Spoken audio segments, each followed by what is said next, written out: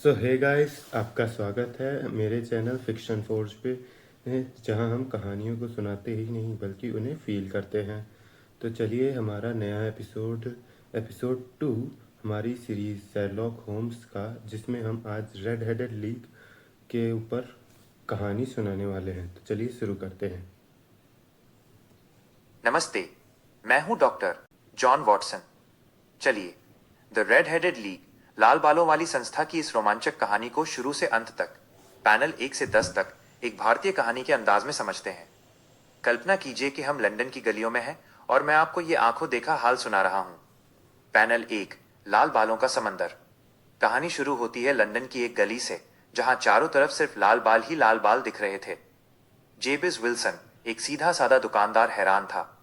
उसका assistant Spalding उसे धक्का देते हुए भीड़ के बीच ले जा रहा था। विल्सन ने मुझसे कहा, वॉटसन भाई, इतने लाल बाल तो मैंने अपनी पूरी जिंदगी में नहीं देखे। क्या मुझे सच में ये नौकरी मिलेगी? पैनल 2, होम्स की जादुई नजर। अगले दिन विल्सन हमारे पास 221 बी बेकर स्ट्रीट आया।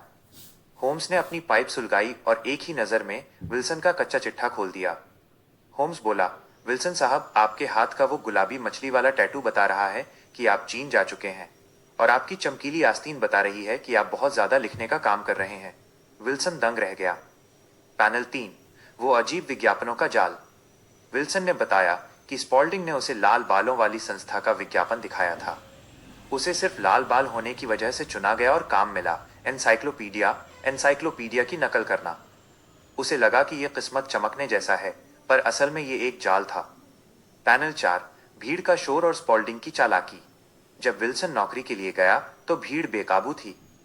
स्पॉल्डिंग ने बड़ी चतुराई से उसे भीड़ से निकाला। होम्स ने यहां एक बहुत ही बारीक सुराग पकड़ा। स्पॉल्डिंग की उंगलियों पर स्याही के निशान थे, जो किसी साधारण नौकर के नहीं लग रहे थे। पैनल 5, धोखा और सन्नाटा। 8 हफ्तों तक विल्सन रोज नकल करता रहा। और वहाँ पे एक रूल था कि हम सुबह 10 बजे से दोपहर 2 बजे तक वहाँ पे छोड़ के उस ऑफिस को नहीं जाना था। और विल्सन हमेशा इस बात को लेकर बहुत ही खुश रहता कि उसे हर हफ्ते 4 यूरो मिलेंगे, और उसका जो नौकर विंसेंट था वो भी उसे इस बात की दिलासा देता रहता कि उसे बहुत ही अच्छा काम करा है और वो हमेशा ही ऐसा ही करता रहे। तो चलिए आगे देखते हैं क्या होता है। विल्सन रोज, लेकिन एक दिन जब वो ऑफिस पहुंचा तो दरवाजे पर ताला था और एक नोटिस लगा था, लाल बालों वाली संस्था खत्म हो चुकी है। विल्सन का दिल टूट गया। उसे समझ नहीं आया कि उसके साथ क्या खेल हुआ है। पैनल 6, दुकान के बाहर होम्स का डंडा। होम्स और मैं विल्सन की दुकान पर पहुंचे। होम्स ने जमीन पर अपना डंडा पटका। खट खट, आवाज खोखली थी। तभी स्पॉल्डिंग बाहर आया। होम्स ने उसकी शक्ल नहीं, बल्कि उसके घुटने देखे। उन पर सफेद मिट्टी, क्ले लगी थी। होम्स समझ गया कि यहां मिट्टी खोदने का काम चल रहा है। पैनल 7, सुरंग का खुलासा। होम्स ने नक्शा निकाला और मुझे समझाया, वॉटसन, देखो, विल्सन की दुकान के ठीक पीछे शहर का सबसे बड़ा बैंक है। ये बदमाश लाल बालों का नाटक इसलिए कर रहे थे ताकि विल्सन दुकान से बाहर रहे और ये नीचे से सुरंग खोदकर बैंक तक पहुंच सकें। पैनल 8, अंधेरी रात और आखिरी इंतजार। उस रात हम बैंक की तिजोरी में छिप गए। चारों तरफ सन्नाटा था। अचानक फर्श की एक टाइल हिली और एक हाथ बाहर निकला। होम्स चिल्लाया, अभी मारो। और जैसे ही वो बदमाश बाहर आया, होम्स ने अपनी छड़ी से उसे दबोच लिया। पैनल 9, असली चेहरा सामने आया।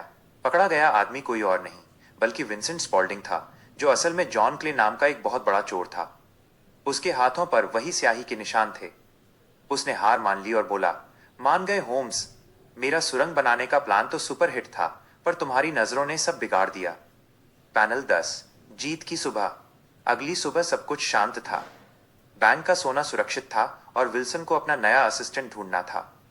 होम्स अपनी खिड़की के पास खड़ा पाइप पी रहा था और मुस्कुराकर बोला, वॉटसन, ये केस बड़ा मजेदार था, पर अब मुझे बोरियत हो रही है।